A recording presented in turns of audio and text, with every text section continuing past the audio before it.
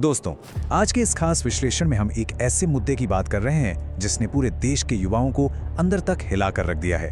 NEET 2026 paper leak.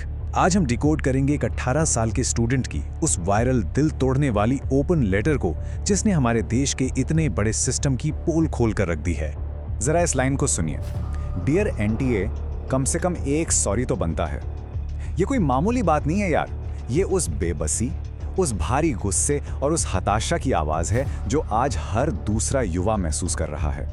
ये बस एक लाइन नहीं बल्कि जवाबदेही की एक सीधी मांग है। तो चलिए सबसे पहले बात करते हैं इन सपनों की कीमत के बारे में। The extreme cost of preparation. 22 lakh सुनने में बस एक नंबर लगता है ना, लेकिन ये सिर्फ एक आंकड़ा नहीं है। ये 22 लाख एस्पिरेंट्स और उनके माता पिता हैं। ये वायरल चिट्ठी भले ही किसी एक छात्रा ने लिखी हो, लेकिन सच तो ये है कि ये उन 22 लाख परिवारों के टूटे हुए सपनों और उनकी दिन रात की मेहनत का पूरा वजन उठा रही है। सोचकर देखिए, एक एस्पिरेंट अपने सपनों के लिए क्या कुछ दांव पर लगाता है। फोन से सोशल मीडिया गायब, दोस्तों से मिलना जुलना बंद, सारी पार्टियां खत्म, यहाँ तक कि अपने ही घर में अपने ही भाई बहनों से कटकर सालों साल सिर्फ एक कमरे में बंद होकर पढ़ाई करना। क्या वाकई इस देश में ईमानदारी से दिन रात एक करके डॉक्टर बनने का सपना देखना कोई बहुत बड़ा गुनाह हो गया है?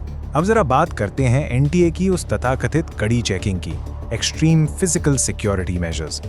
एग्जाम सेंटर पर ग्राउंड रियलिटी क्या होती है ये आप सब जानते हैं। 40-50 डिग्री की भयंकर गर्मी में ट्रांसपेरेंट पानी की बोतल तक अंदर ले जाना सख्त मना होता है। नकल रोकने के नाम पर लड़कियों के बाल खुलवाकर चेक किए जाते हैं। लड़कों की टी शर्ट और पैंट की जेबें तक कैंची से काट दी जाती हैं। मतलब स्टूडेंट्स को ऐसे ट्रीट किया जाता है जैसे कोई बहुत बड़े क्रिमिनल हो। लेकिन सबसे बड़ी विडंबना देखिए, इतनी जलालत और इतनी चेकिंग के बावजूद ये सिस्टम अपना खुद का पेपर लीक होने से नहीं बचा पाया। इस पूरे ड्रामे का सबसे बड़ा विरोधाभास अब आपके सामने है। एक तरफ एनटीए का बड़ा दावा कि हम आपसे 10 कदम आगे हैं, और दूसरी तरफ कड़वी सच्चाई, मास लेवल पर पेपर लीक। मतलब एक जरा सी साजिश होती है और ये पूरा का पूरा 10 स्टेप्स अहेड वाला नेशनल सिस्टम ताश के पत्तों की तरह भर भरा कर गिर जाता है। और यहीं से शुरू होता है सिस्टम का सबसे बड़ा फेलियर, द रीनीट डिवास्टेशन। इस टाइमलाइन को समझिए।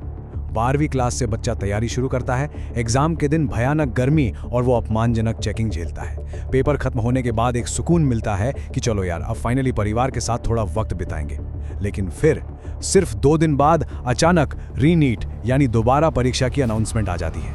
ये एक खबर उन सारी खुशियों को ऐसे बहा ले जाती है जैसे बाढ़ में कोई रेत का महल। सिस्टम की नाकामी और उसकी सजा भुगत रहे हैं हमारे छात्र। इस सब का असर क्या हो रहा है? देश से टूटता भरोसा। हमारी एक पूरी जनरेशन इस सिस्टम से अपना फेथ खो रही है।